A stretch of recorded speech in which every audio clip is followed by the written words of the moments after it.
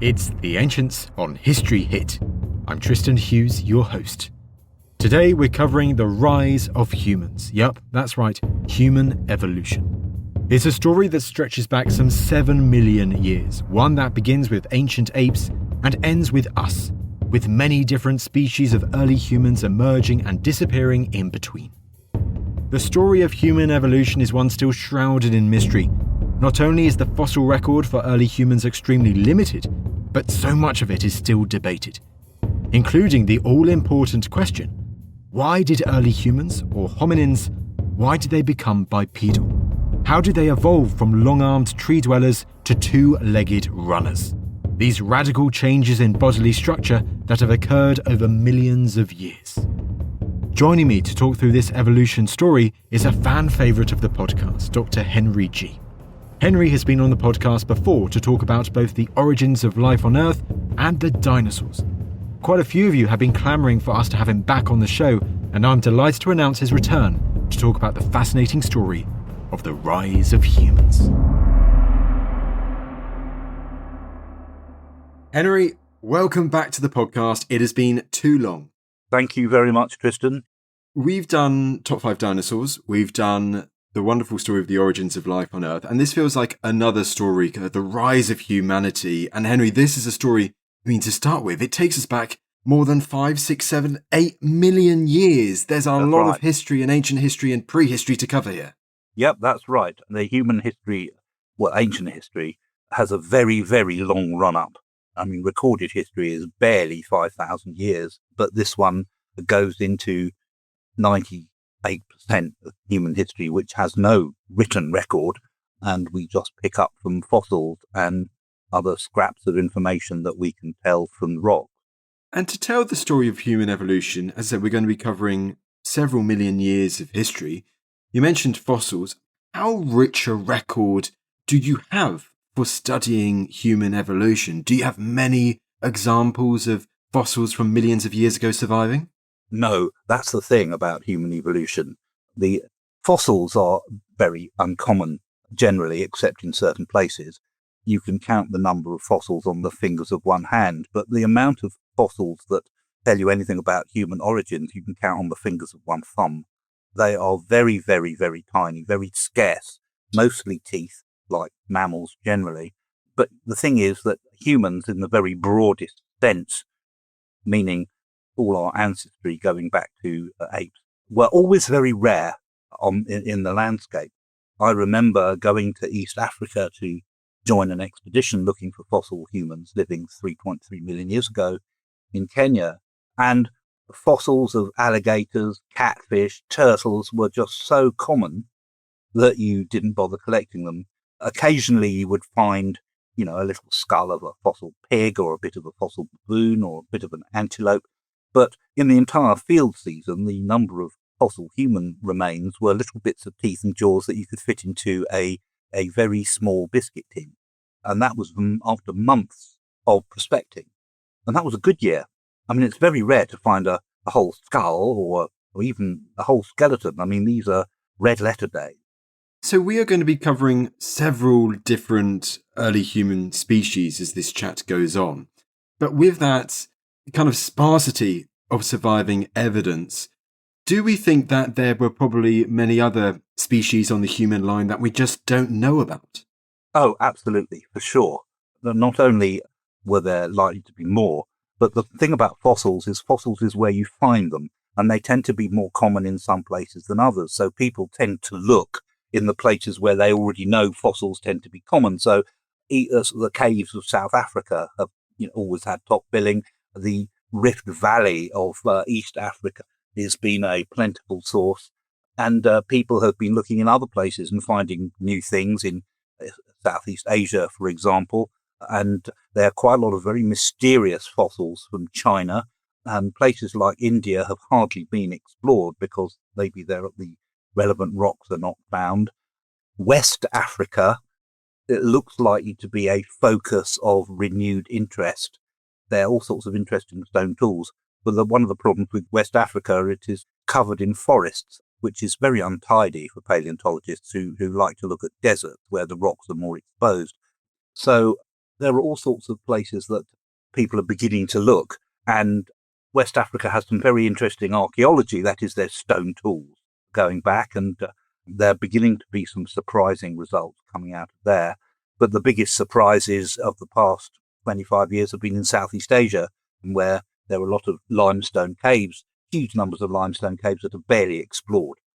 And there is also, now we can look at the whole genome, the whole DNA of modern people, but also the whole DNA of some extinct species, such as Neanderthals, and another species called the Denisovans.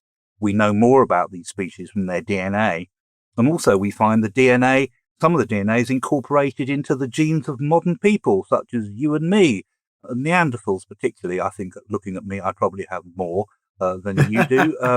But there are some species, human species, which are only known from bits of DNA in the genomes of living people. It's a bit like identifying Cheshire cats from their smiles. And so there are more. Whether we'll discover them all is an open question, but there will be more discoveries, and they do tend to happen rather unexpectedly and not very often. Right, Henry, now let's delve into the story. We are sitting comfortably. When does the human story begin? We go back to apes, I'm presuming. Yes, 10 million years ago. Cast your mind back, if you will, to the Earth 10 million years ago. There were more forests on the Earth, and we're talking about what we used to call the Old World, Eurasia and Africa. And there were a lot of apes. There were quite a few apes in Europe and in Africa and in Asia. But some of these were probably more closely related to gorillas and orangutans than to humans. But after that period, the forests tend to thin out. Rather, there was a slow, in fact, since then, there's been a generally slow cooling of the Earth towards the ice ages. And in the tropics, the cooling is manifested as forests dying out to be replaced by a more mixed habitat of what you might call savanna or parkland, with grasslands and a few trees here and there. And the number of apes diminished, and monkeys became more prevalent. So there were a few apes hanging on. But after about 9 million years, the fossil record of apes almost disappears completely. And so until the turn of this century, there was essentially no record of apes or humans, or human and possible human relatives, between 10 and 5 million years ago. None at all. And then suddenly, in just after the 2000, an entire skull dropped right into the middle. It was about 7 million years ago, and this came from Chad in Central Africa, which hadn't been very well explored. And it was an entire skull of a creature called Sahelanthropus chadensis. Sahelanthropus. Okay. And it's an unbelievably hard place to work. I mean, it really does look like a blasted desert. And I've seen people come, I haven't been there, but I have seen people who've come direct to France, because it was a French and Chad joint expedition. I've seen people come back to France directly from Chad without washing, and they look yellow. They look completely sandblasted. So, but Sahelanthropus chadensis was a whole skull, and also there was a couple of elbow joints and a bit of a leg bone that was described later. And these finds they haven't been directly dated, but looking at there are lots of other animals found there, and looking at the complexion of the fauna, you can tell that it's about 7 million years old. But the interesting thing about Sahelanthropus is it looks like an ape. The skull's about the same size as a chimpanzee, but the hole in the base of the skull, where the spinal cord goes in, is right in the middle at the bottom, or almost, rather than at the back. And that's crucial, because a skull that balances on the spinal cord that's on the bottom, it comes from an animal that's a biped. It walks on 2 legs. If the hole that the spinal cord goes in is at the back of the skull, that suggests that the animal is like a sheep or your cat or dog. I have a sheep skull here. This is okay. Henry is standing up to fetch the sheep skull, which is right above his office setup. Here is a skull I prepared earlier. This is a sheep skull I found when I was 9. And if you look, that's the hole where the spinal cord would go in. And it's as you can right at the see, back of the head. it's right Okay, at the back. It's not. So if you look at the base of the skull, there's the hole. It's called the foramen magnum, which is Latin for big hole. So it's just called it a big hole where the spinal cord goes in. In hominins, that is, members of the human family, that hole is moved much further to the center. So the skull would balance on top. And that indicates the one thing that suggests that the owner of the skull was a hominin. And that means a member of the lineage that led to humans, as distinct from our closest relatives, chimpanzees. And so Sahelanthropus, that was pretty much the only thing that showed that Sahelanthropus was a hominin. It looked very ape-like in every other way, but that crucial feature marked it out as closer to living. It's not an ancestor. It's not a missing link. What it means is that it is closer to modern humans than to modern apes. So it is the first sign of something being on our lineage. A distant great uncle, let's call it. It's amazing how, like, the earliest evidence you have, say 7 million years ago, found in a remote corner of Chad, and even though you don't have the full body surviving or all of the legs, just from that skull and the position of the spine, you can deduce that it is different in its locomotion, in bipedality, which is central, isn't it, to the whole story of the rise of humans? Yes, I mean, it is central. One of the reasons we can tell is that no other mammal has a skull like that with the foramen magnum underneath. Bipedality, certainly of that style, is absolutely unique to modern humans. I mean, there were an awfully long time ago some apes that tried to be bipedal, but they were kind of bipedal in different ways. They were more definitely apes, but they all died out a long time ago. And there's some rather suggestive footprints that are kind of 5 million years old, though some people think belong to bipedal creatures. Some people don't think they're footprints at all. And there were apes that lived much longer ago, 14 million years or so. There's one called Aureopithecus that lived in what is now Tuscany, that might have been bipedal, but it died out. But this particular mark of bipedality, the hole, where the position of the hole in the skull, is really what marks a hominin, something that is on the human line, as it were, in the human family. So Sahelanthropus is almost our starting point of examples that we're covering. And I've got in my notes that this is basically the dawn of the bipedal chimps phase. Yeah. I mean, so what comes next following Sahelanthropus in the millions of years and in the story of the rise of humanity? Well, the hominin fossil record being very scant, an awful lot of nothing for another 2 or 3 million years. The record picks up again about between 5 and 4 million years in East Africa. There is a creature called Orrorin tuganensis from Kenya. That's not known from the skull at all, but it's known from leg bones, which show a bipedal hominin. And there is another creature from Ethiopia called Ardipithecus cadapa, which is about nearly 5-ish million years ago, and slightly more recently Ardipithecus ramidus, which is about 4.5 million years old. Ardipithecus ramidus has most of the skeleton, and that's quite interesting. I mean, it's a hominin in that it shows that the move to bipedality wasn't a simple linear thing. Ardipithecus was clearly a hominin and clearly a biped, but not quite as bipedal as you or I. It was probably much better up a tree. It would have been a better climber than us, and it probably, like modern chimps and gorillas do, is they make nests in the lower branches of trees, even though they spend a lot of time on the ground. So there are some, even as late as 3.5 million years ago, there are a range of different hominins, the bipedal chimp phase.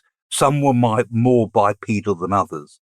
There is a series of footprints at a place called Laetoli in Tanzania, discovered by Mary Leakey. This was the great Louis Leakey's wife. back at the late 60s. Did they discover the famous fossil Lucy, Mary Leakey? No, they didn't. That was discovered by other people in Ethiopia, but it's generally thought that the species that Lucy's species, Australopithecus afarensis, was the same species that created the footprints at Laetoli. Right. And certainly from what we know about Lucy's anatomy, that looks perfectly reasonable. And what we can see from Lucy, because we have a lot of a skeleton of Lucy, what we see from Lucy and these footprints is that these creatures walked as bipedally as you or I, but there are other footprints at Laetoli. What happened in Laetoli was 3.5 million years ago, there was a volcanic eruption, as there often are in the Rift Valley, and it rained some ash all over the landscape. And then there was actual rain, so the ash became kind of a bit gloopy and muddy, and everything walked all over it. It looked like the Victoria Station at rush hour. There was footprints of all sorts of creatures all over it. So they're antelopes and pigs. And then there's this famous line of Australopithecus afarensis footprints. But there were also some footprints of another creature.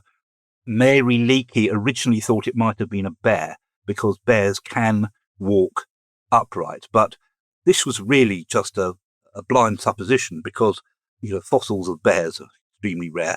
But it's now thought that this was a different kind of hominin. There's a fossil foot that was found in Ethiopia that looked kind of hominin, but it had a much more divergent big toe. So in other words, its big toe was more like a thumb. And the footprints made by this mystery hominin might have been made by that kind of hominin. So there, 3.5 million years ago, there were bipedal hominins, but some were more bipedal than others. Lucy, Australopithecus afarensis, walked just like you or I, but probably climbed trees as well. There's some research to show, some forensic pathology to show that Lucy died when she fell out of a tree. So she's got fractures consistent with falling out of a tree. I mean, some people don't believe this, but it's a nice story.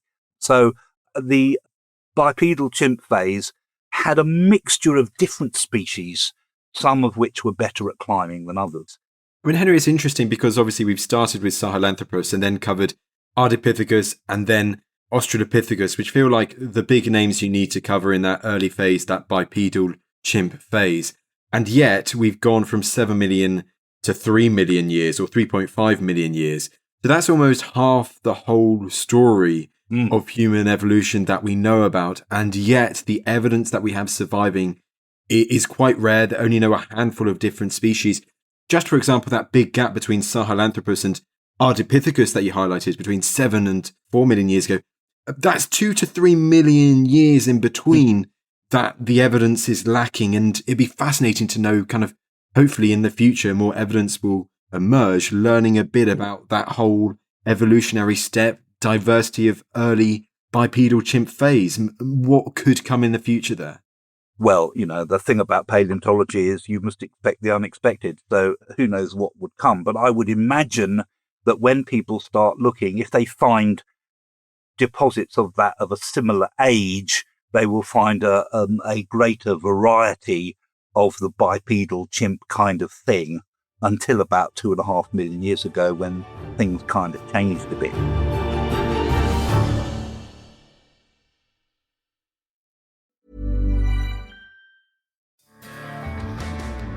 What started the Civil War? What ended the conflict in Vietnam? Who was Paul Revere? And did the Vikings ever reach America? I'm Don Wildman, and on American History Hit, my expert guests and I are journeying across the nation and through the years to uncover the stories that have made America. We'll visit the battlefields and debate floors where the nation was formed, meet the characters who have altered it with their touch, and count the votes that have changed the direction of our laws and leadership. Find American History Hit twice a week, every week, wherever you get your podcasts. American History Hit, a podcast from History Hit.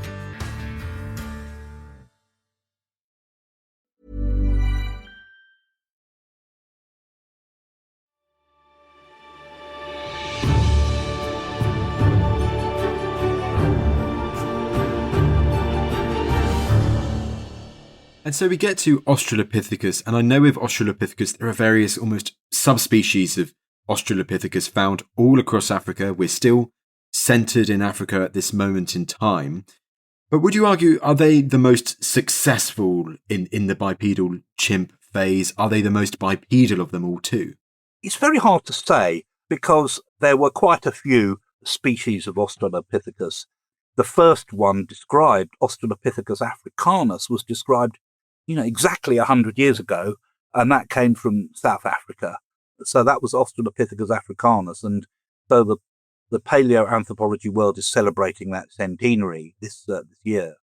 But there were a number of different species, and whether they were all actually different species or not is a matter of very refined argument. But that genus Australopithecus seems to have been pretty successful throughout Africa. There is another one indeed from Chad, Australopithecus bar el Ghazali, which is it's almost indistinguishable actually from Afarensis. And there's another one there's some more in Ethiopia, Australopithecus, but there were some later ones and there were some slightly different ones. So there were quite a few of them. Now, whether there'll be a shakedown and they'll all be the same species or not, or whether there'll be more species, it's very hard to say. But certainly, as much as anyone has looked, between about 5 and 2.5 million years ago, the Australopithecus model of hominin, which was basically a bipedal chimp, was the kind of hominin that existed on the Earth.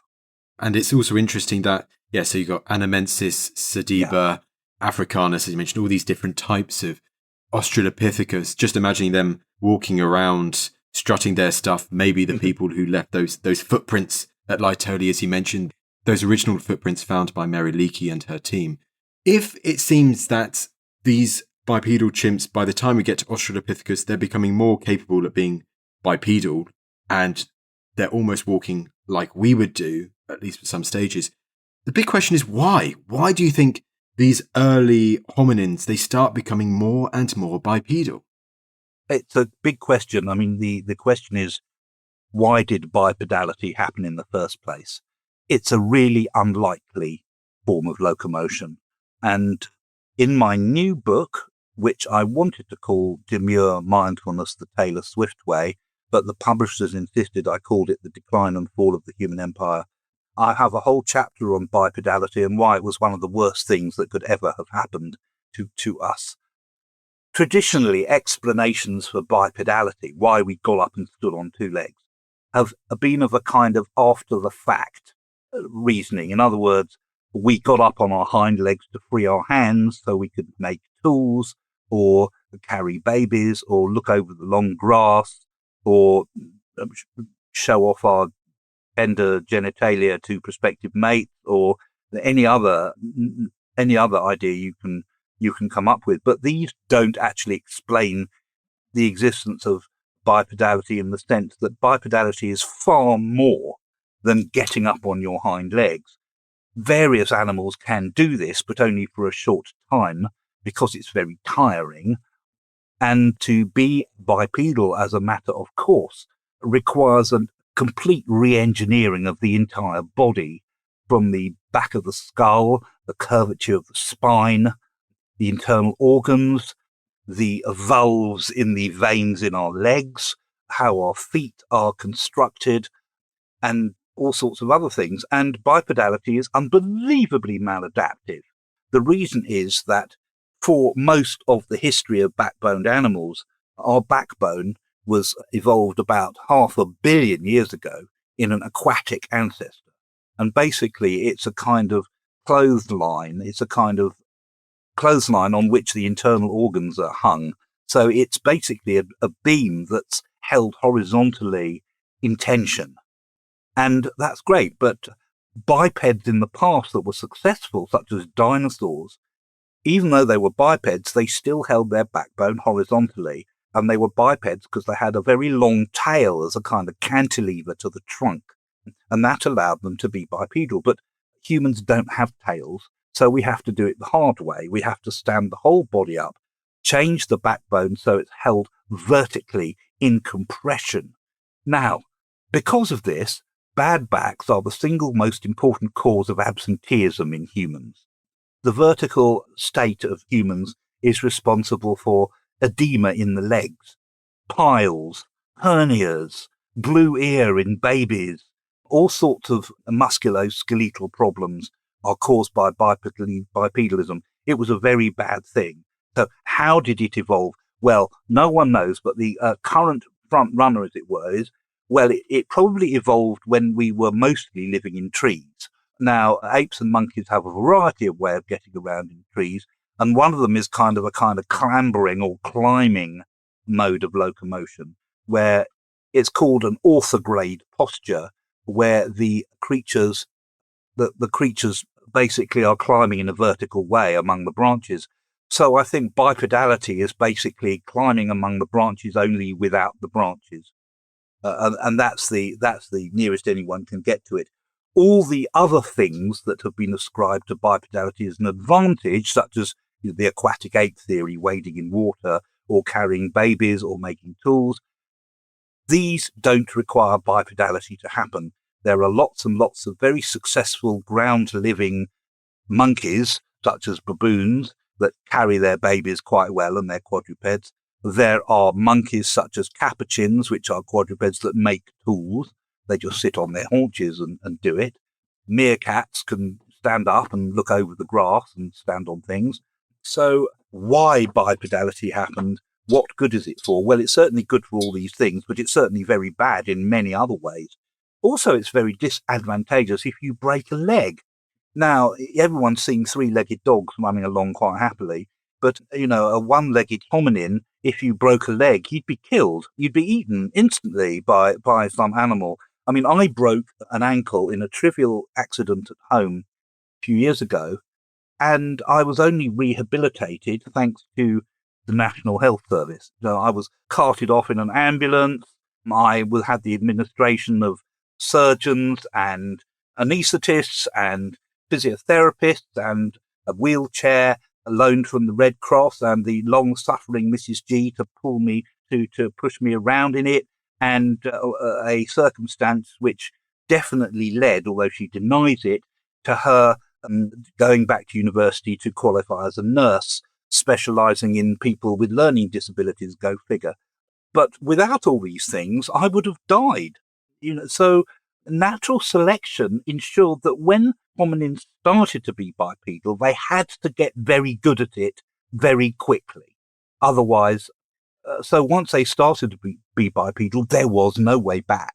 And so that's why you get all these bipedal hominins around that time. It's interesting. It's such a key stage in the story of evolution. And thank you for explaining that there, Henry, the importance of that change in the backbone and bipedalism. So we have got to, let's say, about 2.5 million years ago.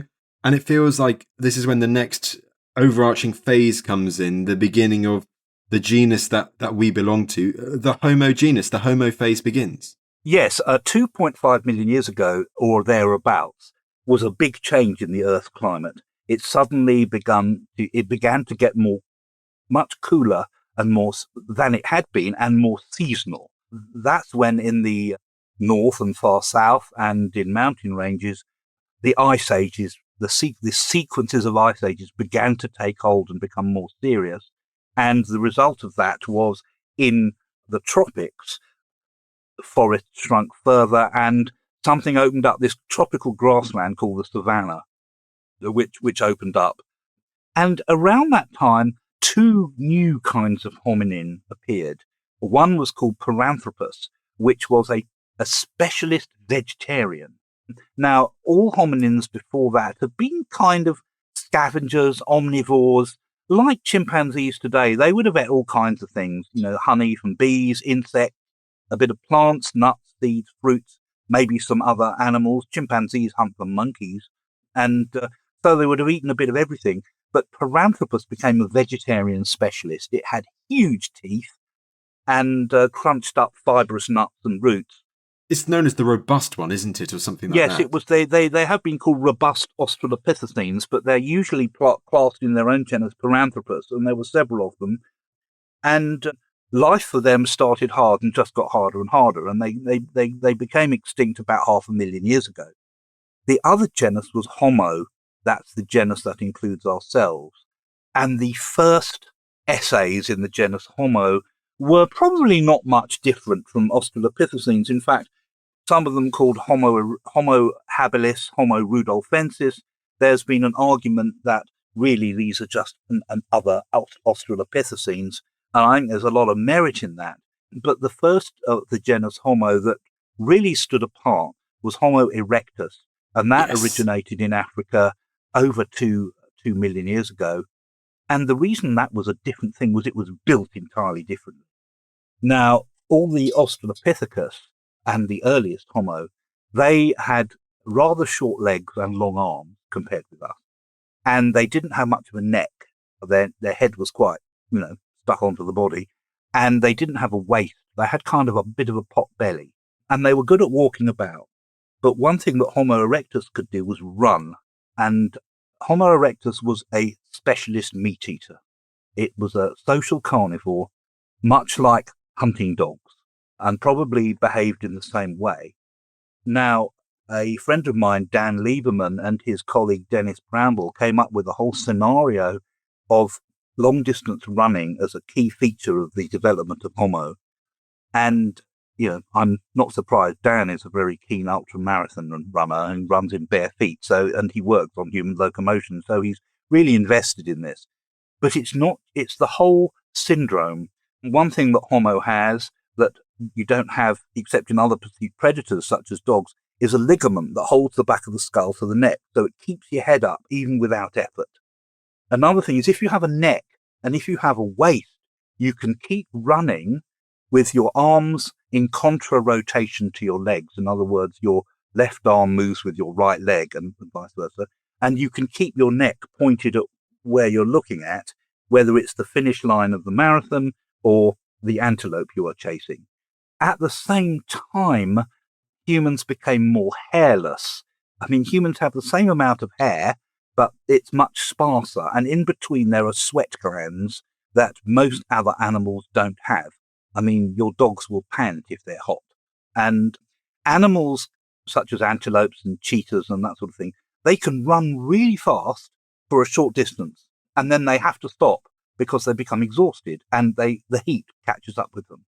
But humans can't sprint very well compared with other animals, but humans are much better than many animals at long distance running. It's the stamina part. Yeah, okay. It's the stamina, it's the endurance, it's the sweating, it's the hairlessness, it's the fact that the human cost of transport. In other words, human walking is extraordinarily efficient. This is why just walking about won't lose you many calories, because it's very, very efficient. Running is slightly less efficient, but humans can manage it mile after mile after mile after mile. So hunter-gatherers, when chasing down some antelope, will chase it for a bit, and then the antelope will stop, and everyone else will stop, and they'll recover. And then the antelope goes on a bit, and the humans chase it. But the humans are relentless, and eventually the antelope will just collapse from heat exhaustion. And this is what happens in real life. And there's also a cooperative element, because as you find in many carnivores like lions and hunting dogs, they kind of different individuals head them off and ambush them, and one of them flushes it out while the other one jumps on it. This would have been true for Homo erectus as well. So the human syndrome of the human body shape that we associate with humans today came with Homo erectus, and it seems to have been associated with a capacity for long distance running that the earlier hominins didn't have, or at least not as well.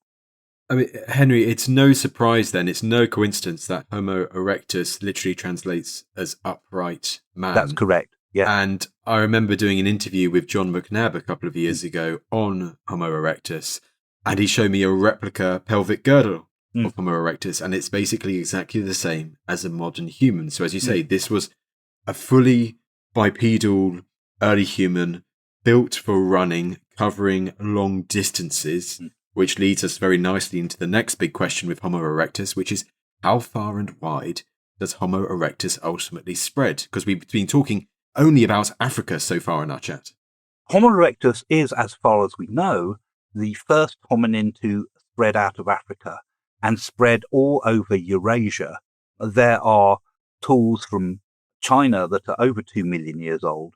There are remains of Homo erectus-like animals or hominins in Spain that are not quite as old. Now, Homo erectus would have no concept of a continent called Africa or that it was leaving it.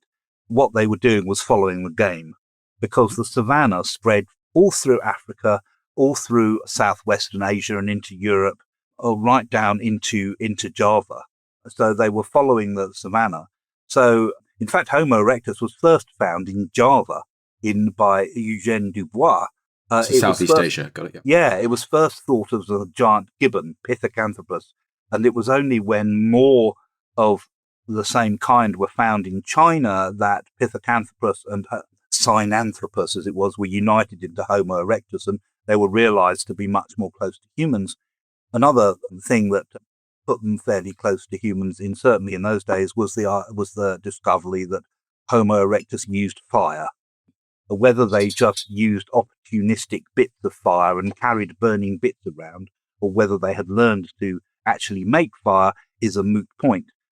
So there's some very exciting evidence that I can't tell you about the earliest occurrence of fire starting as opposed to fire usage. But if I told you that, I'd have to kill you. So I can't tell you about that. Not now, not yet. Next time, Henry. No, but also Homo erectus made wonderful stone tools, these teardrop-shaped stone tools called hand axes, which are found all over the Eurasia and Africa. Some are small, some are big, and they're made of different kinds of rock, but that is the signature artifact of Homo erectus. And they may also have scratches on tools, on shells. There are some shells from Eugène Dubois' excavations in Java that show signs of crosshatch scratching. And they may also have been capable of some limited watercraft, because there are remains of Homo erectus, certainly they're artifacts in islands Southeast Asia that they could not possibly have reached overland even when there were land bridges joining them.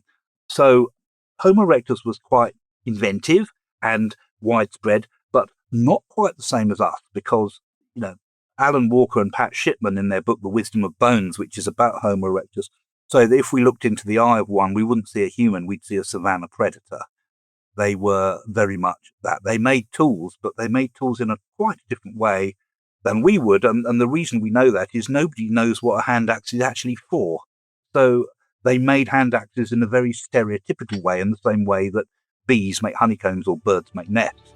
It was a kind of intrinsic thing.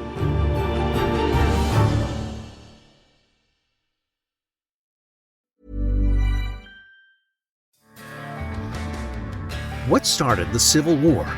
What ended the conflict in Vietnam? Who was Paul Revere? And did the Vikings ever reach America? I'm Don Wildman, and on American History Hit, my expert guests and I are journeying across the nation and through the years to uncover the stories that have made America. We'll visit the battlefields and debate floors where the nation was formed, meet the characters who have altered it with their touch, and count the votes that have changed the direction of our laws and leadership. Find American History Hit twice a week, every week, wherever you get your podcasts. American History Hit, a podcast from History Hit.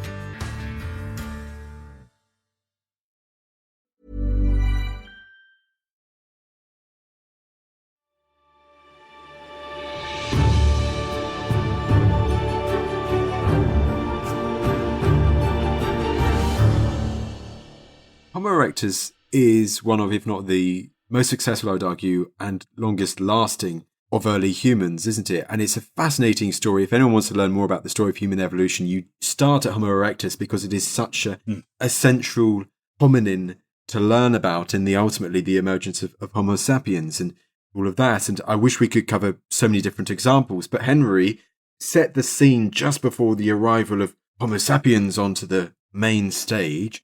How many different types of early humans are there, and how diverse are they?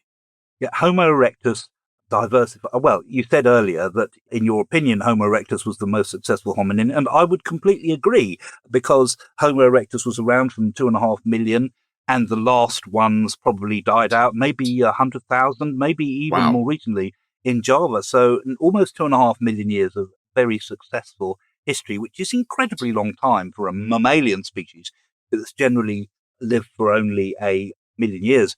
But by that time, Homo erectus had more or less retired to a comfortable retirement home in Java, and its successors were all over Europe. And some of them were big and beefy. I mean, Homo heidelbergensis, which is probably not a real species, but a kind of mishmash of other ones, these were big people. There was a shin bone was discovered at Boxgrove in Sussex, which is about the size of a large modern male shin bone, but really thick and beefy. I mean, these people could have played for the British Lions. I mean, they were big people. There were some spears, wooden spears, found at Schöningen in Germany, about 300,000 years old. These were fence posts, and yet they were used as weapons. In East Asia, a marvelous skull was discovered quite recently. There's an amazing story about its discovery of Homo longi, or dragon man. Ah, yes. And the skull, it's only a skull in Manchuria. The skull is at least as big as a modern human. So considering that Australopithecus was only a metre so tall and with the skull of a chimp, these people were big. I mean, like Genesis 6 verses 4, or maybe it's Genesis 4 verse 6. I can't remember. There were giants on the earth in those days. But there was more. There were the hobbits. Homo erectus became marooned on islands in Southeast Asia. First, it was known in Flores, which is just to the east of Java. Homo floresiensis. And in the Philippines, these creatures became very small, because for reasons that nobody really quite understands, big creatures marooned on islands become small, and small creatures marooned on islands become big. So you had these tiny creatures, less than 3 feet tall, fighting off gigantic rats the size of dogs, and huge Komodo dragons, and tiny elephants. And the ones in the Philippines fought tiny rhinos. And they evolved to be very small, but they still made Homo erectus-like tools, only just smaller. And then there was the Neanderthals, that they first appeared about 300,000 years ago. The first signs of them are in Spain. And they tended to be cave dwellers, and they lived in Europe and in Eurasia, as far east as Siberia, and also, as far south as the Middle East. But they were cave dwellers. I think that they were built for the rugged extremes of northern Europe in the Ice Age, and they spent most of their time in caves, and they cultivated a deep inner life. There is a remarkable circular structure in a cave in France that was made by Neanderthals. It's a structure of broken stalactites and bear skulls that is a circle. Maybe it was the foundation of some kind of structure, but it was built in a part of the cave that would always have been away from sunlight, always in total darkness. And Neanderthals are known to have deliberately buried their dead. I mean, there are some early signs of some Neanderthal precursors in the so-called pit of bones at Atapuerca in the Sierra de Atapuerca in northern Spain. It's a pit of bones because the residents chucked their dead ones down this pit at the back of the cave.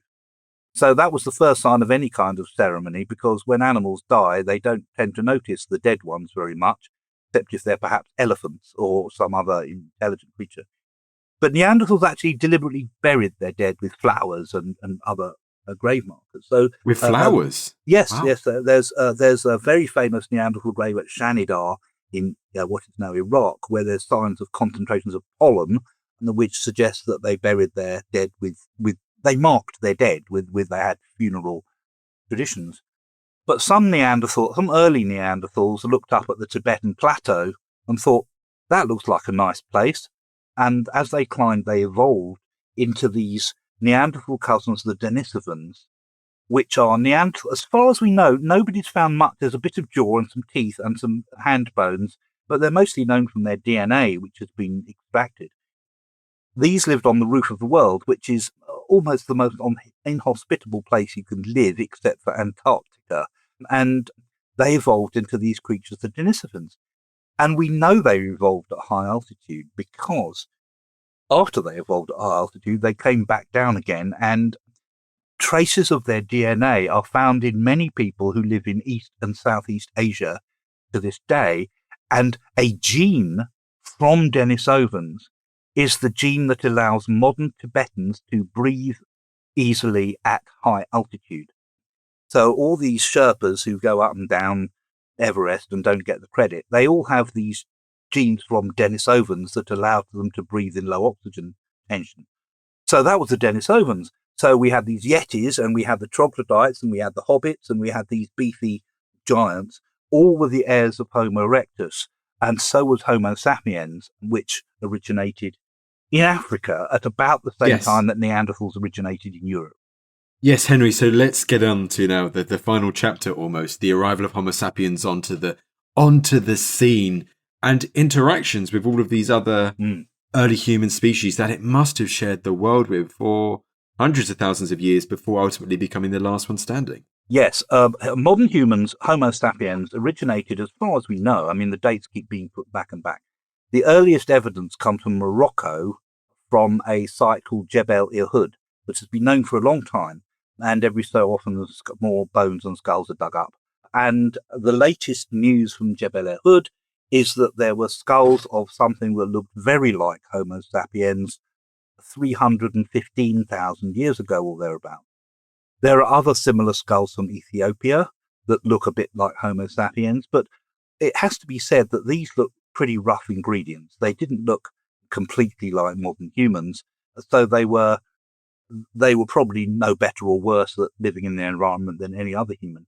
They had to be seasoned by contact with other humans. Now, the modern view of the origin of Homo sapiens is that groups of Homo sapiens would diverge and then come together again and then diverge again throughout Africa for a very long time, probably interbreeding with other African hominins whose existence we know very little about, except in their DNA, and also the occasional discovery of bones that are very recent in date, but look very archaic.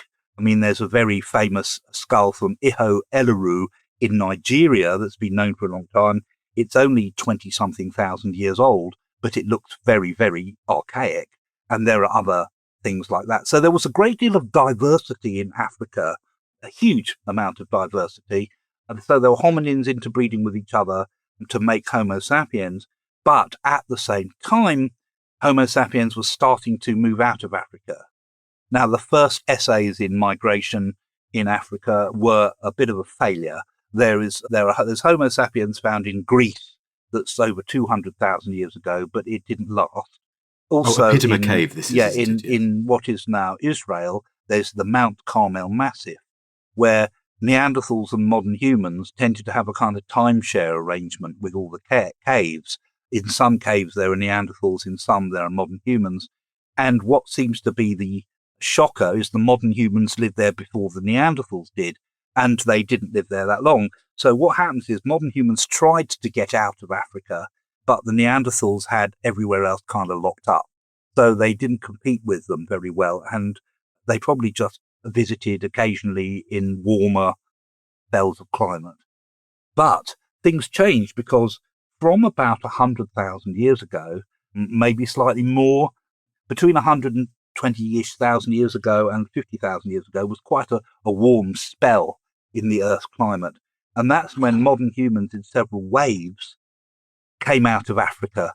There were two possible routes. One was through the Sinai Peninsula, and the other was at the other end of Arabia, the Bab el-Mandeb Straits, which might have been much narrower back in those days. But one shouldn't get the impression this was a kind of mosaic exodus. They all kind of decided to go all at once. I mean, it was in dribs and drabs. Some were more dribs and drabs than others over a very long period. But as they went, they met the other hominins, the Neanderthals, the Denisovans, and who knows, other ones as well. And a lot of the time they made love, not war.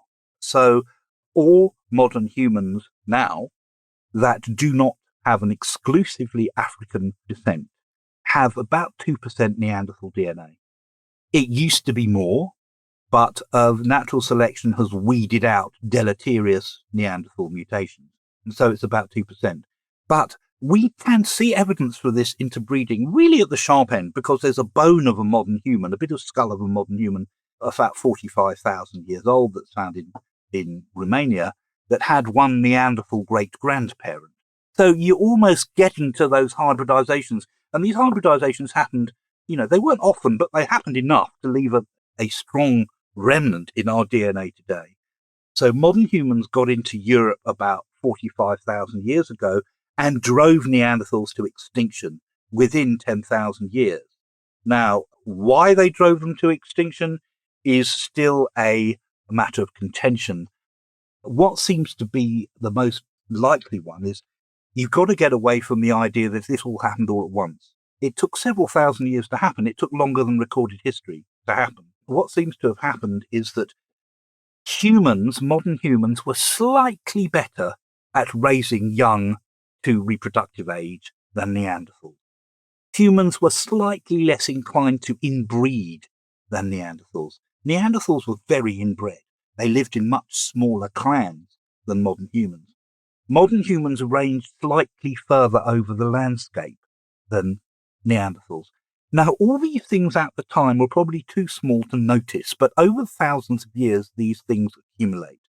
So it got to a point where hominins have always lived in small groups, but the only way to keep up genetic variation and stop people becoming all the same is occasionally to swap mates with other groups. And what is true in all primates, as far as we know, is that males tend to stay with the group they were born with, but females tend to move to other groups. And that's true. That was true in Australopithecus. We know this from some amazing work on strontium isotopes in bones, which I won't go into. But it's also true. It was also true in humans and Neanderthals. So you need that interbreeding. Clans would meet, I guess, at times of festival to drink and swap stories and worship the great gods, and also have marriage ceremonies and choose mates, and then they would move around. But when you get to a point in Europe when there were lots and lots and lots of modern human groups and not many Neanderthal groups, the Neanderthal groups were effectively cut off from other Neanderthal groups. So there were only two things to do, which is become extinct or interbreed with the humans. So that seems to have been the case. It's a similar story in the rest of the world, although not nearly so well documented. It is known that humans met Denisovans, and Denisovans met Neanderthals in Eastern Asia, and the same things happened, that the Denisovans survive today in a small percentage of DNA, mostly of people who live in Eastern and Southeastern Asia. Papua New Guinea is a very good stronghold of modern Denisovan DNA, which is, who knows, it was just the lottery of life. The other little ones, like the hobbits, were probably driven to extinction by humans taking over their range, their resources. Now, it's an interesting thing that the hobbits of Flores probably disappeared at about the same time that modern humans arrived there in Flores. And I have this kind of fanciful notion that folk tales of little people living in the mountains are probably folk memories of previous hominins. Now, this is just me being completely fanciful, but, I'm, as you know, a great fan of Tolkien. So I think that all the folk tales of elves, dwarves, leprechauns, the little people that lived here before us, might have been a distant folk memory of other hominins that lived in the landscape before we arrived. But by 50,000 years ago, all the hominins that had ever lived, and there were many different kinds, had died out except ours. Sorry, do you mean by 40,000? Do you mean by 40,000 years? Yeah, who knows exactly? By about 40,000 years, yeah, I suppose so. Yeah, 50,000 years ago, there were lots and lots of humans. 40,000 years ago, there was just one. There was just us. And we lived all over the old world. And by the end of the last glaciation, modern humans lived from the Arctic to the tropical forests, and even have moved into the Americas. And only Antarctica, Madagascar, and New Zealand and some oceanic islands had not seen the tread of a human foot. But even those would succumb quite quickly. It makes you realise also, doesn't it, for those of you listening in from North America or South America, actually how late in the story of human evolution humans do actually cross that Bering Land Bridge into the Americas, because we focus largely on Eurasia and Africa today. But that's another interesting part of the chat, and we've done episodes on the first Americans before. We've also done an episode with the one and only, the Oracle of Neanderthal Studies, Professor Chris Stringer. Oh, yeah. He basically says, man. quite similar to you, Henry, about how the Neanderthals die out, that lack of genetic diversity, and basically Homo sapiens are just a bit better at all of those important things that endure over time. I've got a paragraph from your book which feels good to read out now. It's only a sentence, actually, a couple of sentences. As you say, by 40,000 years ago, at the latest, Homo sapiens was the last hominin on Earth. In just a few geological eye blinks, it had not only eliminated all the other hominins, but had spread to every part of the Earth, and there's a bar Madagascar, Antarctica, New Zealand, and those Pacific islands. It's a huge journey, isn't it? Having gone from 7 million years ago in Sahelanthropus and the first of those bipedal chimps that we know of, to Homo sapiens, to us today. I mean, what a journey it has been. I mean, not for us personally, but the whole story of human evolution. I think the thing that one has to emphasize, though, is that this is not a tale of manifest destiny. There was nothing written to say that humans would succeed and drive all the other hominins to extinction. I mean, as we've seen, hominins tried to invade Neanderthal territory several times and failed. And another thing, it's about genetic diversity. Neanderthals were unbelievably samey genetically. Now, it's known in Neanderthal history that most of them died out sometime in their history, and that their range was recolonized by other Neanderthals from elsewhere. Well, the same is true for Homo sapiens. Humans have always been very, very rare. They've always been one meal from starvation and 2 or 3 meals from extinction. They always lived in very, very small groups, which tend to be inbred and very thinly scattered over the landscape. And there have been times, maybe several, where humans have almost died out altogether. There was an episode about 100,000 years ago, maybe a bit more, when humans almost died out and only lived in refuges in southern Africa. That's actually quite contentious, but there's genetic evidence for repeated what's called genetic bottlenecks. That means that the population shrinks to a tiny, tiny amount and then reestablishes from that tiny, tiny population. And because there are only a certain amount of genetic variation in that tiny, tiny population, the subsequent population becomes very samey. Everyone looks very similar because it's built from only a limited amount of genetic variation. And way back in hominin history, around 1 million years ago, there's been some recent work published in Science that described what must have been a very awkward age, about 800,000 years ago, where for 1 million years, there were only about 1,000 breeding humans at any one time. So there was a long period, and this was before Neanderthals, this was sort of Homo erectus time, but it's looking at the genes of people alive today. There are signs that humans and our immediate ancestors almost became extinct many times. So the fact that we're alive today is really quite remarkable. And the fact that we are not only alive today, but we spread throughout the earth with a genetic variability in the entire human species that is no greater than a tribe of chimps living in Côte d'Ivoire today. So we have this extraordinarily low genetic diversity. Maybe we succeeded because Neanderthals didn't, was because their genetic diversity was even worse than ours. Henry, you do cover that kind of humans today as well in this new book, which is called, it's not the Swiftigeddon book title, it is called, Henry? It is called The Decline and Fall of the Human Empire, Why Our Species is on the Edge of Extinction. And it's published by Picador in the UK on the 13th of March of this year, and in America by St. Martin's Press on the 18th of March. Well, Henry, it just goes for me to say thank you for coming back on the podcast today. Thank you very much. Well, there you go. There was fan favourite guest Dr. Henry G returning to the ancients to talk through the story of the rise of humans. I hope you enjoyed the episode. If you want to listen to the other episodes which feature Dr. Henry G, well then check out in our archive our episodes on the origins of life on Earth There's another one called Top 5 Dinosaurs, where Henry and I talk through our top 5, including the brilliant species that was the iguanodon, with its thumb spikes, and another of Henry's pet favourite topics, which is the story of feathered dinosaurs, which has really come to the fore in the last couple of decades of scientific research.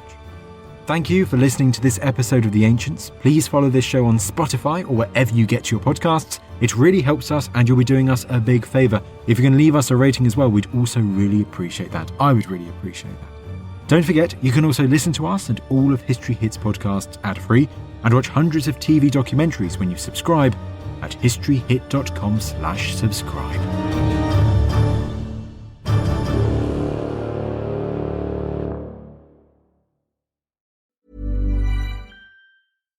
Travis fell in love with the perfect woman. She listened. She cared. There was just one catch.